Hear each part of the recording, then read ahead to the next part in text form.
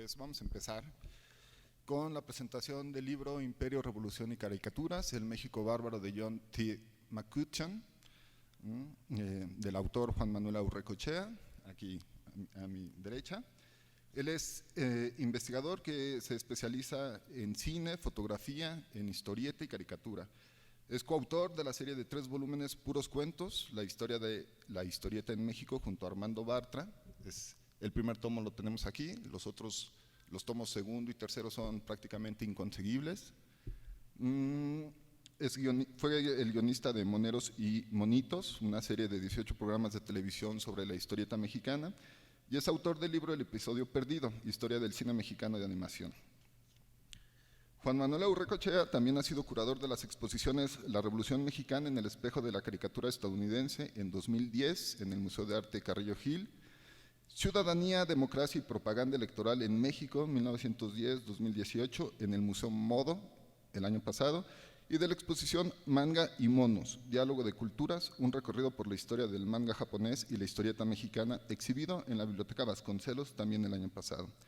Y es el autor del libro que ahora presentamos. Bien, yo voy a leer una serie de reflexiones que me surgieron leyendo el libro de Juan Manuel, un libro muy interesante que habla de muchas cosas y que nos ayuda a reflexionar también en torno a los problemas de nuestra sociedad. Por ejemplo, pienso en un tema, en un periodo de la historia que había trabajado yo antes, el 68, y cómo los estudiantes recurrieron a la gráfica política para responder a las noticias, para responder los acertos de la prensa oficial, ¿no? La gráfica política fue un auxilio extraordinario para que los estudiantes pudieran en ese entonces responderle la verdad oficial de entonces. Pienso también en la imposición de la verdad histórica en el caso de Ayotzinapa, y cómo los medios de comunicación intentaron también imponer esta verdad histórica a la sociedad, porque la prensa es el cuarto poder. Esto se le ha llamado así para llamar la atención sobre su capacidad para forjar, conducir y representar la opinión pública, pero cierta opinión pública. Al igual que los actuales líderes de opinión u opinólogos, la prensa responde a intereses particulares y se asume como portavoz de dichos intereses por encima de cualquier otro. Si no, pregunten ustedes a Carlos Loret de Mola. Así sucede en la 4T, así sucedía en el Porfiriato y también en la Revolución Mexicana. El periodismo no busca la objetividad ni la nota impoluta. El periodismo es la voz de un determinado sector de la sociedad, representa valores y creencias propios. En ese sentido, es un espejo del status quo, una trinchera de pensamiento. Porfirio Díaz, por ejemplo, tuvo muy buena prensa. El Imparcial de Rafael Reyes Espíndola se convirtió en el vocero oficial del gobierno de Díaz. Primus inter pares, el primero entre sus iguales. Periódicos dedicados a ensalzar el orden y progreso, mientras denostaron la discrepancia. Ciertamente existieron rotativos de oposición como El Hijo del Aguizote de Daniel Cabrera, Diario del Hogar, dirigido por Filomeno Mata, La Voz de Juárez, de Paulino Martínez, o el más famoso de los diarios de oposición, Regeneración, de los hermanos Flores Magón. Es conocido que esta postura política contraria a lo establecido les acarreó persecuciones y detenciones. Se asegura, por ejemplo, que Filomeno Mata pisó la cárcel de Belén mínimo unas 40 veces. Los hermanos Flores Magón se exiliaron en Estados Unidos, desde donde continuaron sus labores periodísticas y partidistas. Juan Saravia era residente de San Juan de Ulúa cuando Porfirio Díaz renunció a la presidencia. Ya en libertad se hizo cargo del Diario del Hogar a la muerte de Filomeno Mata. Por el tono de los artículos, el diario fue acusado de zapatista por el propio presidente Madero. De nueva cuenta, Juan Saravia pisó la cárcel durante el huertismo. Francisco I. Madero, en cambio, padeció una campaña negra encabezada por el diario El Mañana, de Jesús M. Rábago, pero en la que también participaron con enjundia el semanario Multicolor, La Tribuna de García Naranjo, La Prensa de Francisco Bulnes, El Tiempo de Filiación Católica o El País. La prensa antimaderista atacó la política del presidente, desestimó sus reformas, caricaturizó su físico, sus propuestas de gobierno e incluso su tono de voz. El zapatismo fue uno de los temas que más polémica suscitó entre la gran prensa capitalina. Mientras los diarios fifís lo denostaron, exigieron la ejecución de la Tila del Sur y la supresión del problema zapatista, Diario del Hogar, en contraste, demandó justicia y una solución política a las demandas sociales del Plan de Ayala. De hecho, Diario del Hogar fue el único periódico que dio a conocer el Plan de Ayala. Por ello, y por muchas otras notas más, fue tildado de ser un periódico zapatista por el propio presidente Madero. El debate en la prensa durante el maderismo, los argumentos utilizados y los prejuicios exhibidos en las caricaturas nos dicen mucho sobre la sociedad mexicana y sus creencias. Nos encontramos así con un sector de la prensa que cree en la superioridad racial, que considera atrasados, primitivos y bárbaros a los campesinos zapatistas, la misma que califica como peligroso para la buena sociedad la participación política de las clases populares y como una subversión del orden natural, su activismo revolucionario. Y además, como una traición, el que Madero intente impulsar cambios sociales mínimos. Si esto era así en la prensa nacional, el debate mexicano en la prensa de los Estados Unidos tenía su dinámica propia, asentada en las creencias particulares del vecino del norte. Por un lado, la intención de la prensa y de las caricaturas políticas estaba dirigida a forjar una opinión pública favorable a la intervención militar estadounidense, controlar el proceso revolucionario y evitar la intromisión de intereses europeos en la región. Pero por otro lado, notas y caricaturas también evidenciaron sus fundamentos políticos.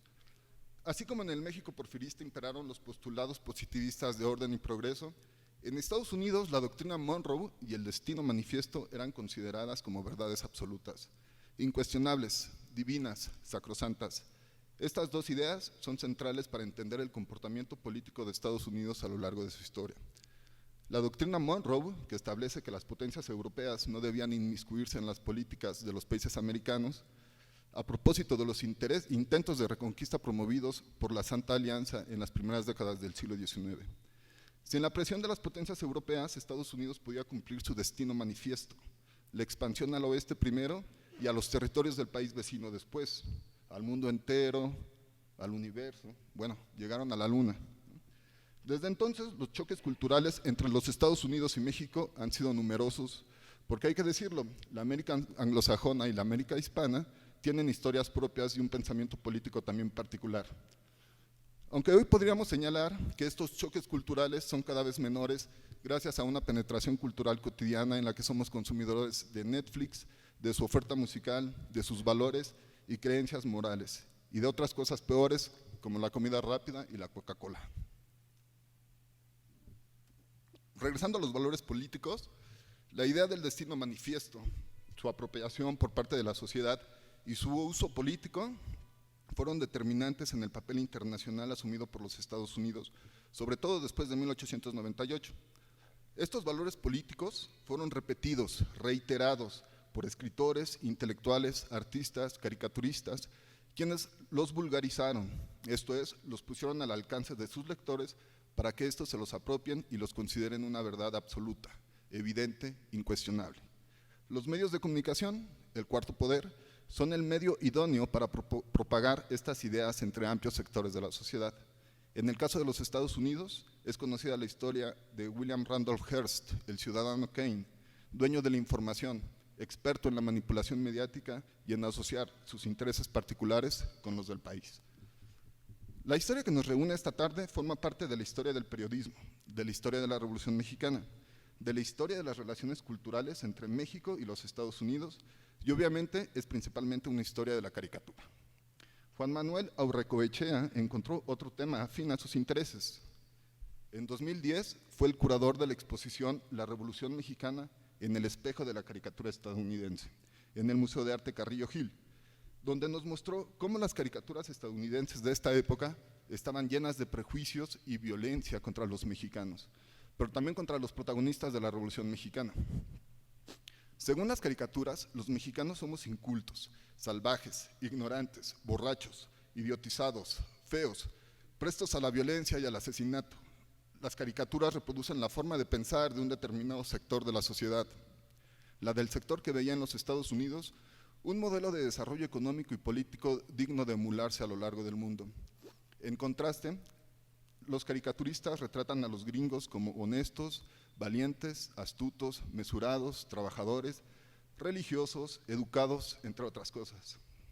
Lo que ahora podemos calificar como maniqueísmo era el tono dominante de la prensa de la época. Por lo mismo, la caricatura fue un elemento fundamental en los diarios estadounidenses. Era una forma bastante popular de esquematizar una realidad compleja, pero esta esquematización la hicieron de acuerdo a sus convicciones políticas.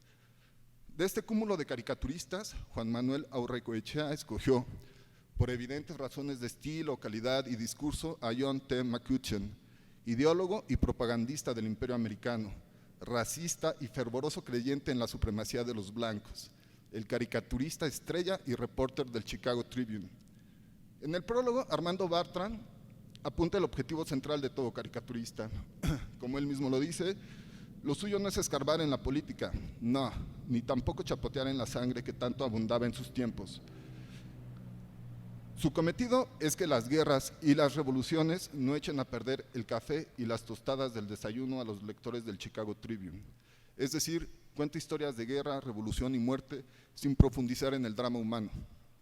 Por el contrario, McCutcheon busca la manera de dibujar caricaturas que, a la par de contar el proceso revolucionario, también dejen claro el interés que el tío Sam tiene en México, que la injerencia estadounidense es en provecho del país y de los negocios estadounidenses en el país. En pocas palabras, los nativos, sean filipinos, cubanos o mexicanos, deben estar agradecidos con los Estados Unidos por encaminarlos por la senda de la libertad y el progreso material. La vida de McCutcheon es toda una aventura. En 1889, el joven McCutcheon entró a trabajar al Chicago Record, en una época en que el periodismo estadounidense se había convertido en una gran industria. Entonces y ahora, el hombre civilizado es el hombre informado. McCutcheon estuvo presente en la batalla de Manila en 1898. Al registrarla, sin embargo, recurre a la literatura para producir un artículo de consumo que reconforte a sus lectores. McCutcheon regresó a Filipinas para reportear la guerra filipino-americana de 1899-1902, que desangró al país asiático, pues la diferencia de armamento era abismal. También registró la guerra anglo-boer en Sudáfrica, convertido ya en todo un reportero de guerra. Y aquí me vino a la mente una película también muy interesante, cuyo protagonista es un reportero de guerra, 70, 80 años después. La película se llama Salvador, dirigida por Oliver Stone, la historia del reportero de guerra Richard Boyle durante la Guerra Civil de El Salvador, en donde participaron muchos actores mexicanos, Salvador Sánchez, Gerardo Cepeda, el Chiquilín, ¿no? Y también donde tiene una actuación muy interesante, el gordo Bellucci, se la pasa borracho y marihuana toda la película. McCutcheon regresa a Chicago en 1901, convertido en un cosmopolita refinado, pero con su aureola de ser un corresponsal de guerra, la que le sirve para entrar a trabajar en el Chicago Tribune, partidario entusiasta del Partido Republicano. Se convierte en un vocero oficial de esta tendencia política, se codea con políticos, jueces y hombres de poder y dineros. Incluso acompaña al expresidente Roosevelt a un safari en África. McCutcheon sobresale por ser un excelente dibujante, es mordaz, sarcástico, profesa el humor negro y glorifica los símbolos estadounidenses mientras denigra al otro.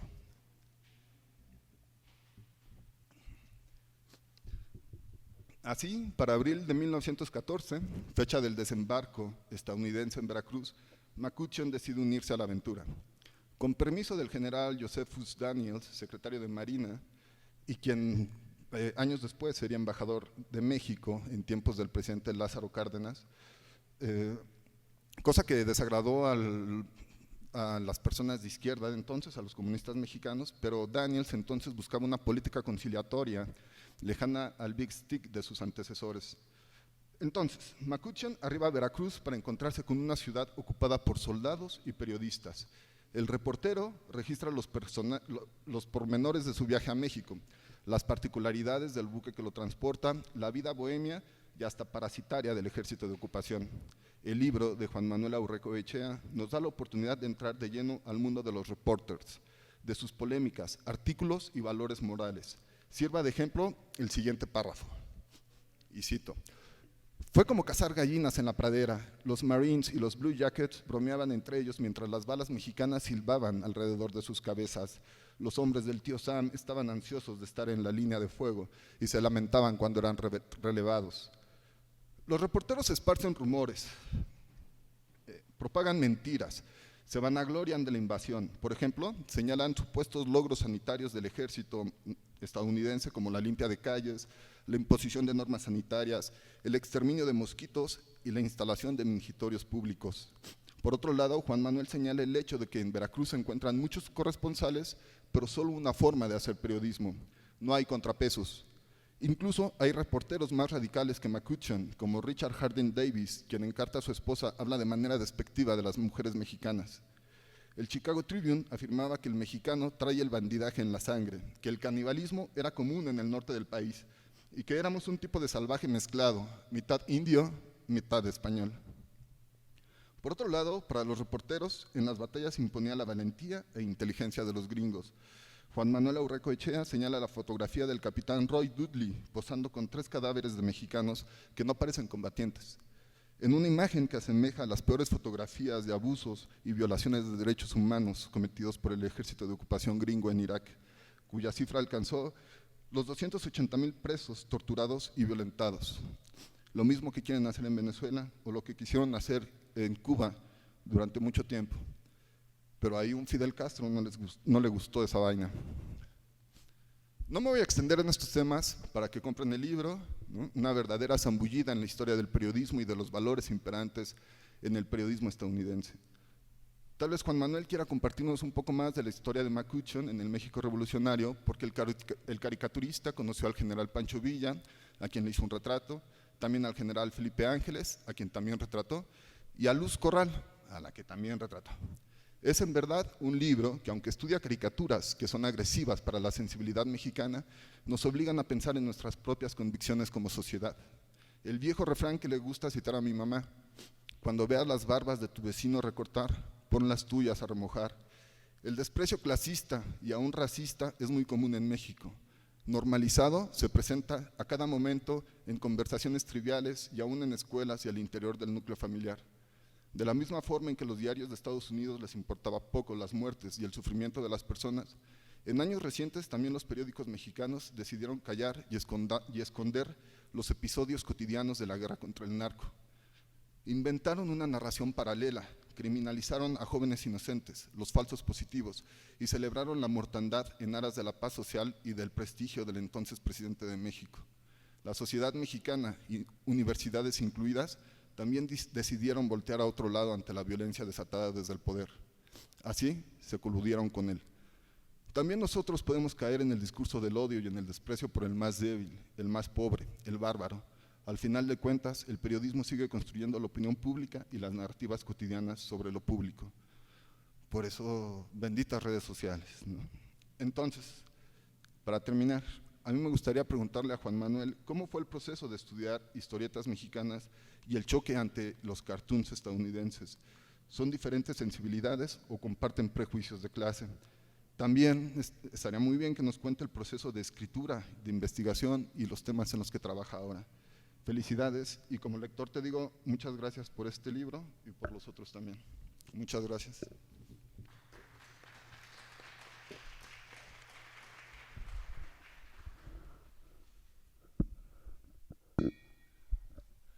Bueno, pues buenas noches. Pues muchas gracias al instituto por habernos invitado a presentar aquí este libro, Imperio, Revolución y Caricaturas. Muchas gracias a Ítaca, muchas gracias a Daniel por su presentación, y pues gracias a ustedes por asistir a este evento. Bueno, Daniel me pregunta varias cosas que no sé, no creo ser capaz de responder, y menos en este breve tiempo en el breve tiempo de una exposición, pero en parte lo intentaré con más o menos, por lo menos algunas, ¿no? Bueno, este libro es producto de un proyecto que nació hace ya 12 años, que nació un poco accidentalmente cuando yo estaba paseando por los pasillos de la Universidad de Austin, en Texas, y descubrí una revista que se llama Cartoons Magazine, que es una recopilación que hacían en los primeros años del siglo XX de caricaturas editadas en muy distintos periódicos de todas las regiones de los Estados Unidos. Y en la época de la Revolución Mexicana, en esta revista aparecían muchísimas caricaturas que aludían a la Revolución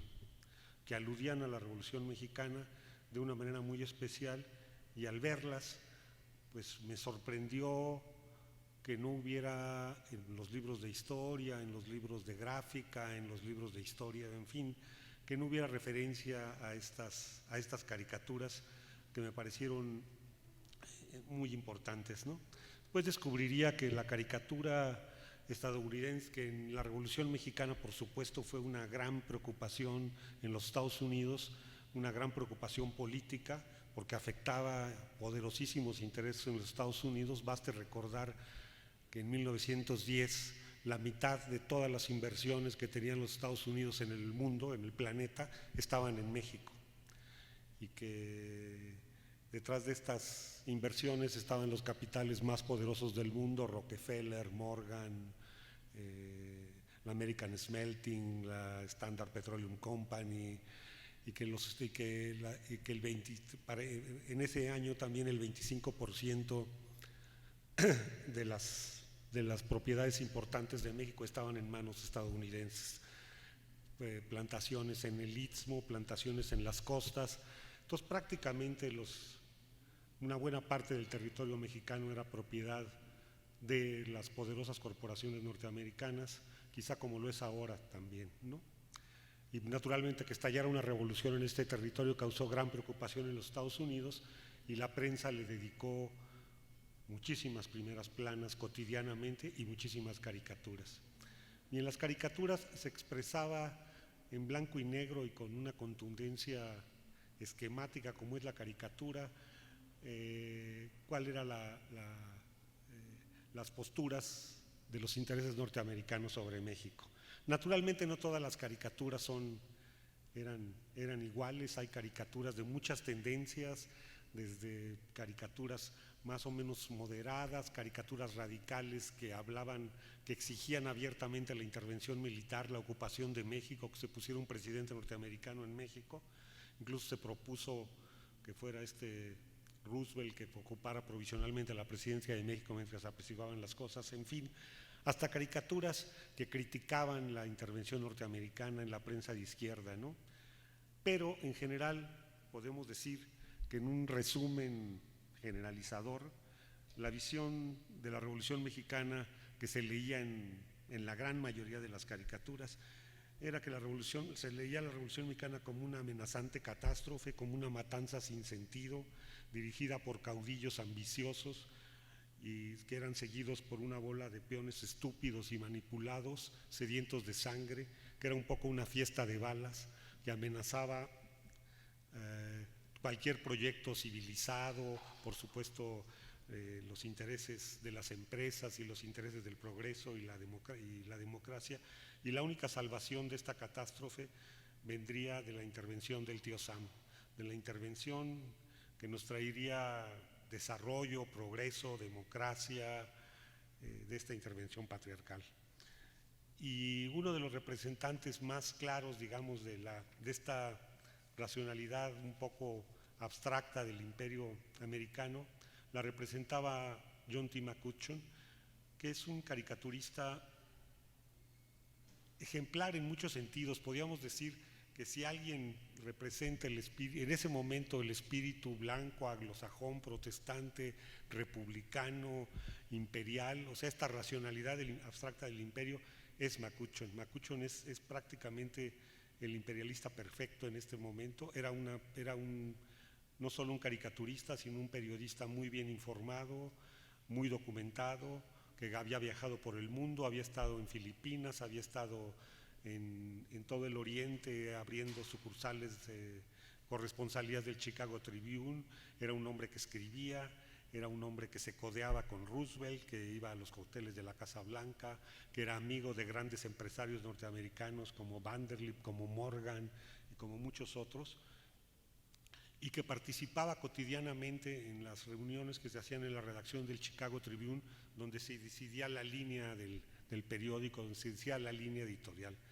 Entonces era un caricaturista, digamos, que expresaba la política del sector más inteligente, porque hay que admitir que había cierta inteligencia del Partido Republicano de la época y que representaba de alguna manera este espíritu estadounidense, que por supuesto no es el espíritu del país ni de todos, pero sí de sus intereses corporativos a la perfección.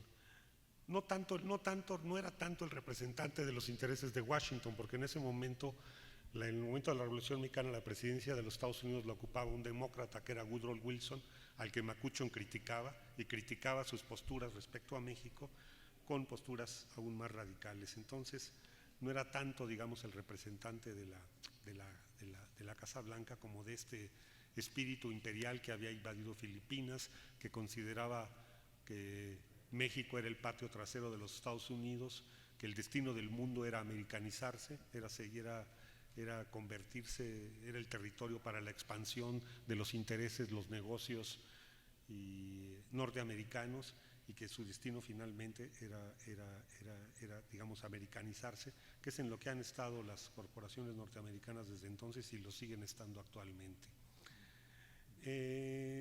Entonces, por eso elegí un poco a McCutcheon para escribir esta historia. Y esta historia se inscribe en la importancia que puede tener la imagen en la historia. Podemos decir que la historia, pues la historia es la historia de la lucha de clases, es la historia de los conflictos de intereses, de grupos sociales, de proyectos históricos, es una batalla de ideas, es una batalla de proyectos, de una gran diversidad de proyectos, y también es una batalla por las imágenes, es una batalla por cuál va a ser por qué imagen tenemos del mundo y por qué imagen domina el mundo.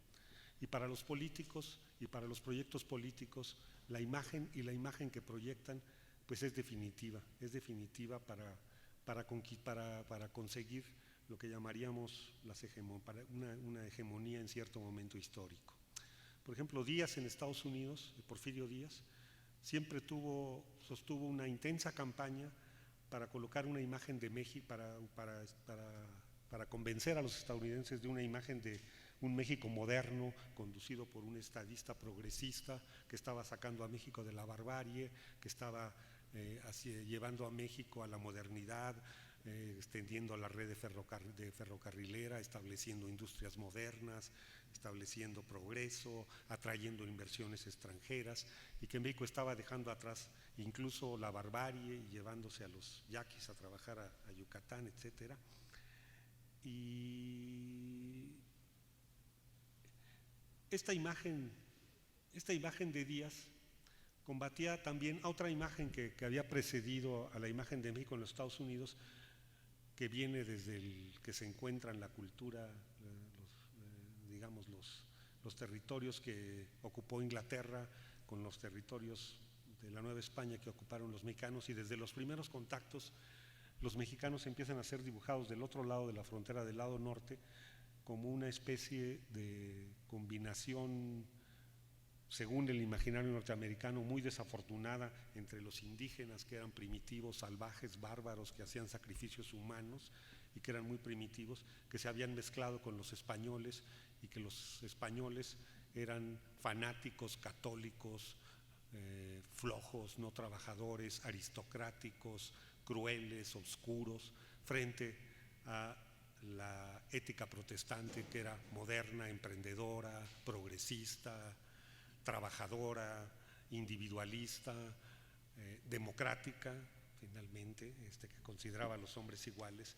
Entonces los mexicanos eran pintados como estos seres indolentes que no tenían ambiciones, que resume una imagen que es la de este mexicano, este indígena recostado en un cactus, que no tiene ambiciones, que no tiene sueños, que no tiene proyectos, que no quiere nada más que el dormitar. Y esta imagen había dominado en Estados Unidos como un ser además pues sin derechos y explotable tanto de aquel lado de la frontera como de este.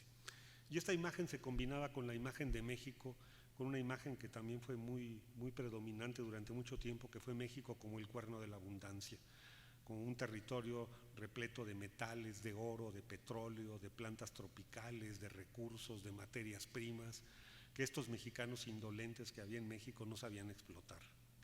O sea, era un territorio desperdiciado, ¿no?, a la que le hacía falta que llegara un extranjero, emprendedor, con recursos, con ideas, con capital, con una idea de qué hacer con esta riqueza y cómo explotarla y cómo aprovecharla.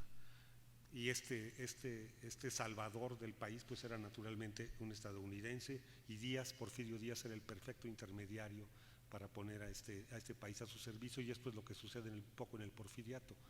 Pero cuando estalla la revolución, todo esto se echa por tierra, todo esto se echa a perder, todo se voltea al revés, cumple la incertidumbre, y aquel mexicano indolente y todo empieza a aparecer ahora como un revolucionario armado que además está protagonizando una revolución y que está amenazando todo este proyecto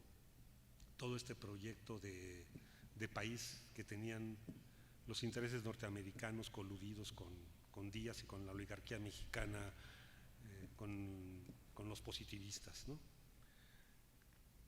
Y bueno, además en un contexto de guerra mundial, entonces la prensa empieza a dibujar a la revolución como esto, como la barbarie, como la amenaza al progreso, como la amenaza a la democracia.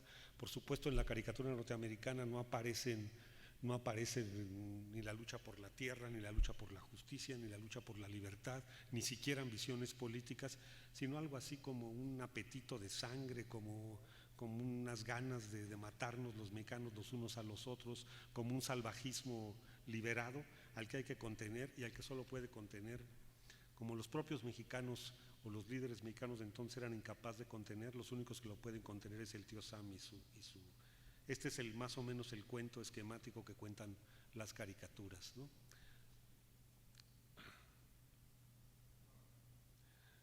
Y estas caricaturas, las de Macuchon y las de muchos otros de los caricaturistas que publican en muchos otros periódicos, pero con los cuales podíamos encontrar que repiten este mismo esquema de México y los Estados Unidos, naturalmente están dibujadas no para que las leamos los mexicanos y menos los mexicanos del siglo XXI, sino están destinadas al público norteamericano que leía los periódicos en aquella época, y lo que pretenden es pues constituir un sentido común, constituir una posición política, ganar una comunidad imaginada que comparta estos valores y que comparta sobre todo los mismos miedos, estos miedos al otro, este miedo a los mexicanos, este miedo que se expresa en un racismo furibundo, y sabemos que en el fondo del racismo está el miedo al otro, el rencor al otro, más que cualquier intento de descripción del otro, y una afirmación de la superioridad o la supuesta superioridad del racista. Y esto es un poco esto es lo que proyectan las caricaturas sobre los mexicanos, mientras se proyectan a sí mismos como el tío Sam edificante, como un cowboy guapo, blanco, galán, como casi una estrella de película de Hollywood, en el cual, digamos, si un esquema podría simplificar los miles de caricaturas que salieron en la época, sería algo así como si el territorio de México fuera una especie de una mujer a punto de ser violada por un revolucionario mexicano, y en el horizonte apareciera un cowboy para salvar a este territorio de la violación y convertirse en el galán y llevarse del trofeo a la muchacha. Que esta imagen, digamos, es una imagen clásica del cine de la época, que pintaba a los villanos con características mexicanas, a los villanos de California y al cowboy como esto, y así aparece la revolución, como esta imagen que lo que hace es construir, digamos, lo que llamaríamos hoy una narrativa previa a los hechos, que los acomoda como una alegoría simbólica, y en la cual,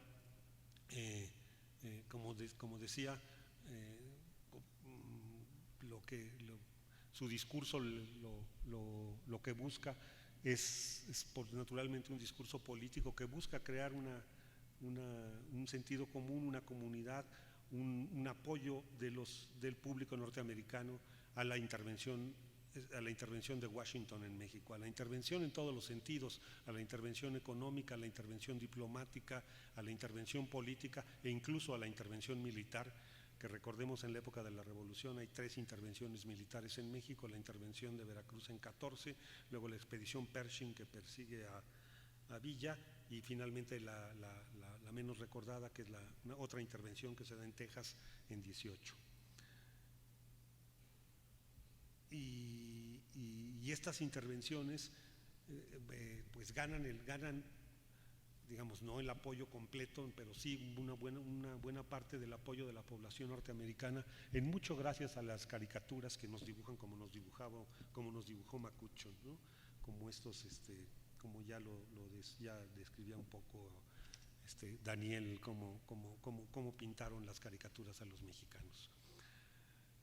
Y hay que decir que por otro lado que estas caricaturas no solo, bueno, dibujan el miedo de los norteamericanos al otro, a los mexicanos, dibujan a los mexicanos, pero sobre todo se dibujan a sí mismos los norteamericanos, porque se dibujan a sí mismos, digamos, a contrapelo de cómo dibujan a los mexicanos. Si los mexicanos somos chaparros, ellos son altos; si nosotros somos de piel oscura, ellos son blancos; si nosotros somos bárbaros, ellos son civilizados; si nosotros somos indolentes, ellos son edificantes; si nosotros somos fanáticos, ellos son democráticos. En fin, todos los contravalores de cómo se piensan a sí mismos al americano ideal, exitoso, etcétera, joven, etcétera, son exactamente el reverso de cómo dibujaron a los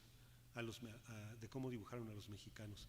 Y una cuestión muy interesante es que esta forma de dibujar a los mexicanos y de dibujar a México en la época de la Revolución, que podría explicarse por los intereses políticos que están entonces y por la amenaza que representa la Revolución para los capitales norteamericanos que están invertidos en México, aparecía en la prensa con toda franqueza, sin ningún tapujo, en las primeras planas, en los periódicos más importantes, el New York Times, el Chicago Tribune, en todos los periódicos importantes, en las revistas, aparecía en el cine de Hollywood, en las películas, en las revistas, en las fotografías. Era un discurso público corriente que muy pocos criticaban, aunque así habían muchos estadounidenses de izquierda que criticaban este discurso. Y este discurso, al final de la Revolución, después, cuando llegan los años 30 y cuando llega la época del New Deal y el panamericanismo, y en el mundo aparecen dos amenazas a los Estados Unidos: por un lado, la amenaza comunista, que empieza a desplegarse en la revolución, en los partidos comunistas y en los movimientos de izquierda populares y democráticos de América Latina; y por otro lado, el fascismo, que en Italia también está amenazando la hegemonía norteamericana y de sus aliados en Europa. Entonces en los Estados Unidos cambia el discurso y se vuelve políticamente incorrecto hablar de esa manera de los mexicanos y de los latinos en general. Y se crea la política, se proclama desde la Casa Blanca la política del buen vecino, la política panamericana, la política de los latinos son nuestros grandes amigos, se promueve el turismo. Walt Disney hace la película Los Tres Caballeros, famosísima en la época de la guerra. Como decía, se vuelve políticamente incorrecto dibujar de esa manera a los mexicanos. Incluso hay instrucciones expresas de la Oficina de Asuntos Interamericanos para los dibujantes de caricaturas animadas, en las cuales algunas las censuran porque dibujan descalzos a los mexicanos, ¿no? Entonces hay casos en los que le dicen no, es incorrecto, los mexicanos son nuestros aliados y usan zapatos y ya no los dibujen de esa forma. Y se empieza una dignificación, digamos, y por supuesto en las primeras planas estas caricaturas de la Revolución, estos mexicanos como bárbaros, desaparecen y siguen estando, pero digamos en periódicos locales ya muy fascistas, muy conservadores, aunque en otros discursos siguen prevaleciendo. Y cuando yo hice el libro, trabajé esta investigación sobre la caricatura norteamericana, pensé que pues estaba encontrando un discurso que estaba dormido, que había desaparecido del centro del discurso norteamericano, y que sería completamente incorrecto pensar que algo así sucediera en la época de Obama, que es cuando yo estaba haciendo esta investigación. Yo estaba trabajando cuando Obama era presidente de los Estados Unidos, y no imaginé que unos años después este discurso no solo sería promovido en los medios, sino sería promovido directamente por la Casa Blanca, por Washington y por sus personeros, y sería, digamos, el discurso oficial del gobierno estadounidense, lo cual pues resulta incluso muchísimo más peligroso que el discurso que provenía de la prensa y de los medios en los Estados Unidos en la época de la Revolución. En la época de la Revolución Mexicana jamás el presidente Wilson y el vicepresidente, digamos, si hicieron discursos racistas y todo, eran muchísimo más cuidadosos de lo que era la prensa. La prensa era muchísimo más virulenta, la prensa republicana y la prensa de derecha y la prensa conservadora, e incluso prensa progresista como el New York Times. Hay caricaturas de un racismo que hoy sería inimaginable en un periódico liberal, ¿no? Y hoy este discurso reaparece y reaparece desde la Casa Blanca y además apoyado por 60 millones de votos de estadounidenses, lo cual hace muchísimo más peligroso y muchísimo más ignominioso, por un lado. Y por otro lado, también pienso que otra cosa que deberíamos reflexionar es qué tanto este discurso ha permeado la ideología de nuestras clases medias o incluso de nosotros mismos, qué tanto nosotros mismos nos vemos reflejados en ese espejo con el que nos dibujaron los norteamericanos en la época de la Revolución Mexicana. Y esto pues es un poco lo que a mí me preocupaba al escribir el libro y su intención. Y pues les agradezco muchísimo su atención y pues ya. Muchas gracias.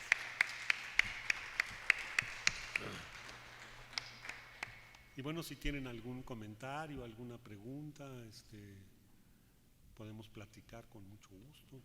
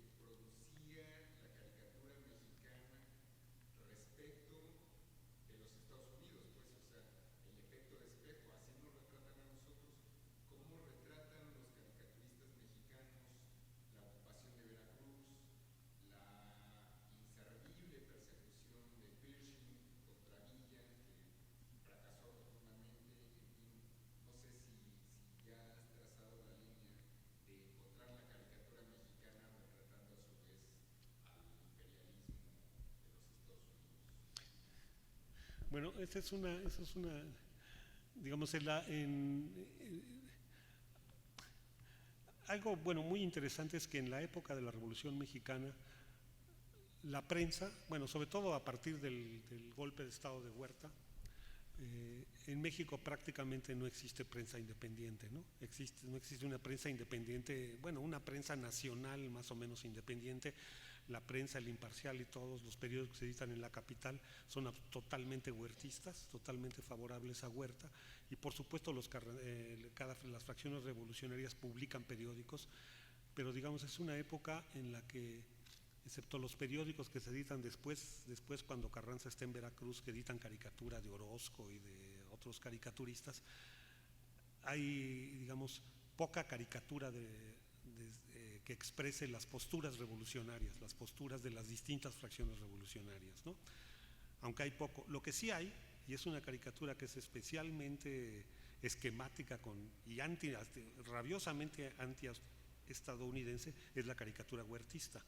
Es la caricatura que hacen los periódicos huertistas, porque como todos sabemos, a Huerta, pese a que se hace del poder gracias al apoyo del embajador de Estados Unidos y de los intereses norteamericanos en México, que dan el golpe y luego el asesinato de Madero y lo colocan en el poder, Huerta tiene la poca fortuna de haber sido apoyado por un presidente republicano como era Taft en los últimos meses de su mandato y en los primeros meses del mandato de Huerta en México, cuando después del golpe de Estado ocupa la presidencia Woodrow Wilson en los Estados Unidos, que es un demócrata, que es del Partido Demócrata y que además trae su discurso de la política internacional, es que va a llevar la democracia a América Latina, que va a hacer de América Latina países democráticos y que va a imponer la democracia en América Latina. Le da este carácter, digamos, de exportación de la democracia y de la exportación del progreso desde el punto de vista demócrata en toda América Latina, como parte de un proyecto de expansión y parte del proyecto que está en ese momento disputándose la hegemonía mundial con Inglaterra y con los imperios europeos. y en este discurso no cabe Huerta. Entonces Wilson no reconoce a Huerta, le exige que renuncie. Finalmente Wilson va a mandar al ejército de los Estados Unidos a ocupar Veracruz para presionar a que Huerta caiga, y hace todo para derrocar al gobierno de Huerta. Entonces, naturalmente, hay una caricatura furibundamente anti-norteamericana que denuncia esto en los periódicos huertistas, ¿no? Que es, digamos, lo que yo pude investigar.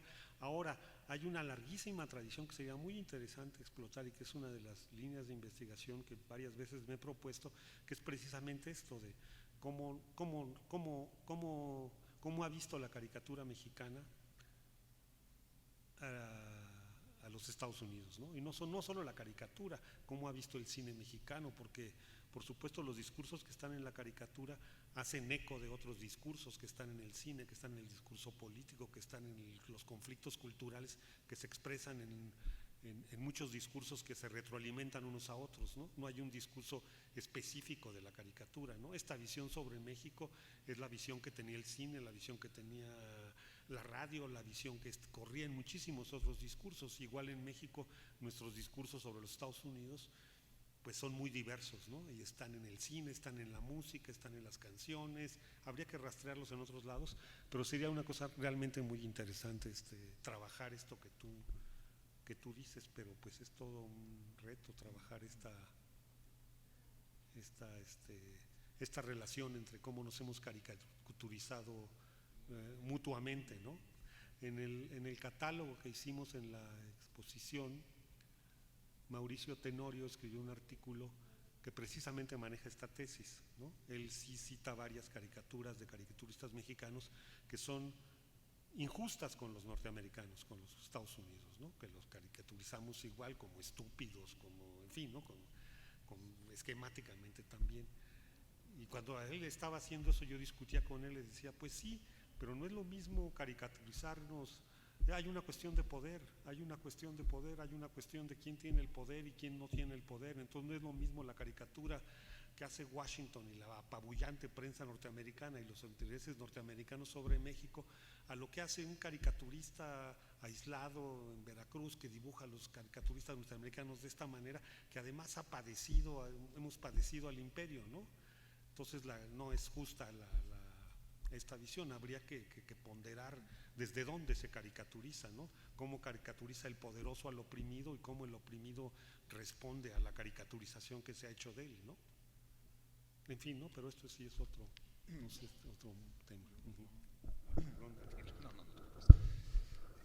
Y yo también quería señalar o apuntar que McCutcheon es el gringo malo, obviamente, ¿no? Hay unos gringos buenos como John Kenneth Turner, John Reed, digo, estoy esquematizando. También ahí podríamos hacer alguna investigación, cuáles eran los gringos buenos durante el cardenismo, durante el alemanismo, ¿no? Por ejemplo, también me vino a la mente Howard Fast, ¿no? El escritor norteamericano, militante de todas las luchas políticas habidas y por haber, perseguido por el propio stalinismo, perseguido por la cacería anticomunista en Estados Unidos, uno de los autores más militantes de la literatura norteamericana, ¿no? Entonces, por ahí también hay gringos buenos que fomentaron las relaciones de amistad entre México y los Estados Unidos, las relaciones culturales. Lo hicieron durante la presencia de Obama. Habrá que hacer investigaciones sobre eso para tratar de poner nuestro granito de arena en que las cosas cambien y que haya más entendimiento entre ambos países, digo yo, ¿no? Bueno, si quieres decir algo más.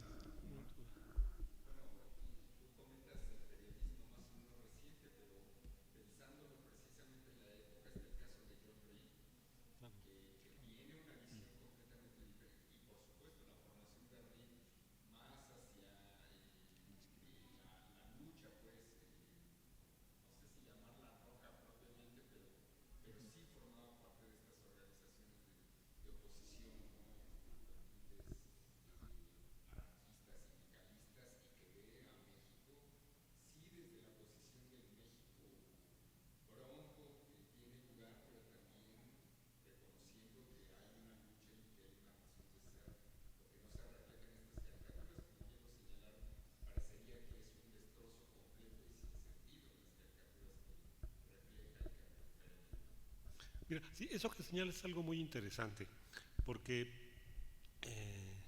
digamos, claro, está el periodismo que hizo John Reed, el que hizo John Kenneth Turner y algunos otros periodistas norteamericanos sobre México en la época de la Revolución, y así como ellos hicieron, así como Reed contó la Revolución de una manera muy diferente, también hubo caricaturistas como Robert Minor y Art Young, que publicaban en una revista de izquierda norteamericana que se llamaba The Masses, o un caricaturista de Los Ángeles que se llama Barrett, que hicieron caricaturas muy agudas, muy certeras, criticando la intervención norteamericana, buscando las causas de la Revolución Mexicana, etcétera.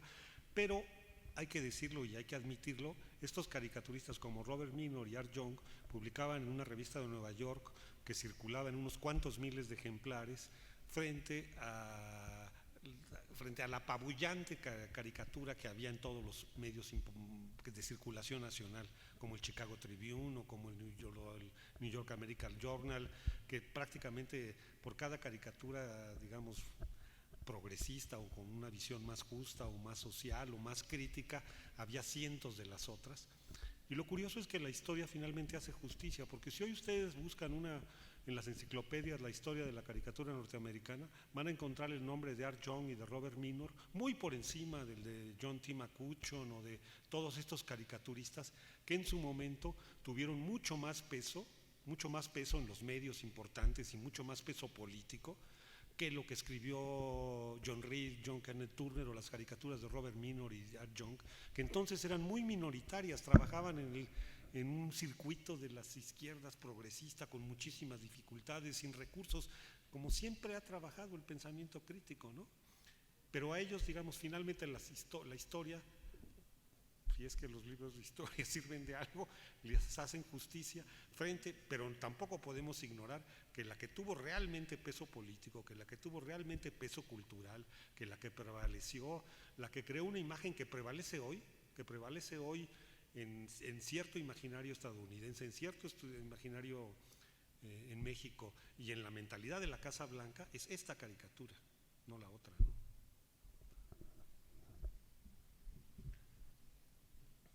Sí, sí. Ya, digo, pues ya si alguien quiere comentar alguna otra cosa.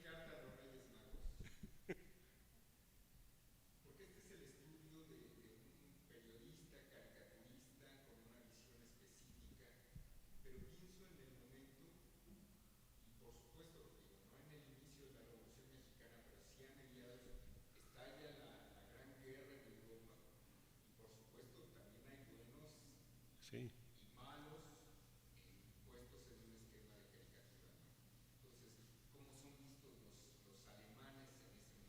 Sí.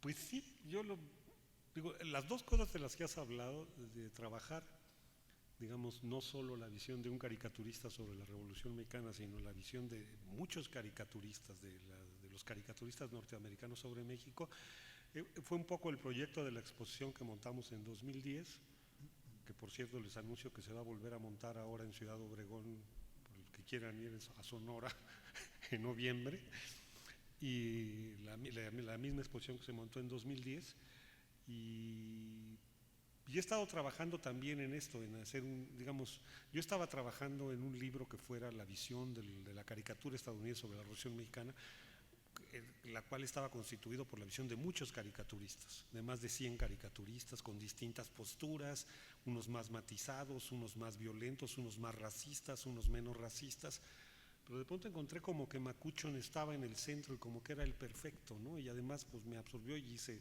pues uno hace lo que puede, ¿no? Entonces y por otro lado esta idea de buscar la caricatura no solo de México sino de los latinoamericanos, cómo caricaturizó y cómo utilizó la caricatura de los Estados Unidos o los intereses norteamericanos y el gobierno norteamericano a la caricatura para sus proyectos de expansión imperial y política en el mundo. También es otro proyecto en el que he recopilado muchas caricaturas. Les puedo comentar que, por ejemplo, en la época estuve buscando caricaturas estadounidenses sobre América Latina y sobre la época de las dictaduras, y un dato interesante es porque por cada caricatura de Pinochet que aparecía, que sí aparecían caricaturas que criticaban a Pinochet en la caricatura norteamericana, había por lo menos 20 que criticaban a Fidel Castro, equivalentes, ¿no? En fin, ¿no? Y esto es… Sí, uno puede ver las dos caricaturas, puede uno ver hoy, y la caricatura lo que importa es la cantidad. Digamos, si se publicaban en los periódicos cientos de caricaturas contra la Revolución Cubana, también se publicaban contra Pinochet y contra otros dictadores latinoamericanos, y los pintaban como gorilas, igual que los pinta Rius o Naranjo o nuestros caricaturistas críticos, pero ahí lo que importa es la cantidad también, ¿no? La cantidad, la frecuencia, en fin, ¿no? Porque es un discurso de todo. Entonces, bueno, también he trabajado ese tema. O sea que no te prometo cumplirte la carta de Reyes Magos, pero en eso andamos. Pues muy bien, muchas gracias por acompañarnos. El maestro David Guerrero nos va a dar los anuncios. La entrega de las constancias. Bien, pues agradecemos el interés que tuvieron para asistir, para acudir con nosotros en esta presentación editorial. Pensemos positivamente, fue una presentación editorial VIP, solamente gente selecta vino aquí, y pues para terminar y hacer un cierre formal a nombre de Pedro Salmerón, director general del INERV, quiero hacer entrega de las constancias de participación en esta actividad a Juan Manuel Urreucochea por la participación en esta presentación editorial, y también al maestro Daniel Librado Luna Cárdenas, que llevó a cabo el comentario de la obra. Somos poquitos, pero podemos aplaudir mucho.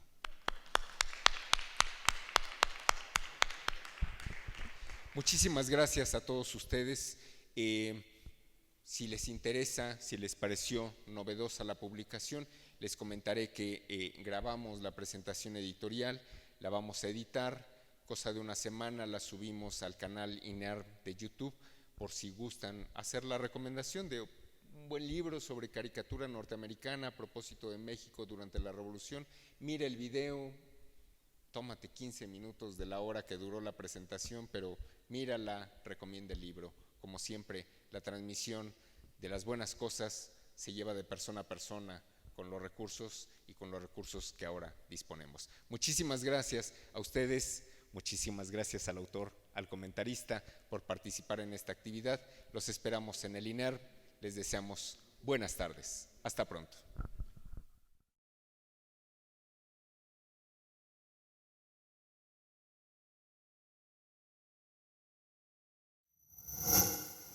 Gobierno de México.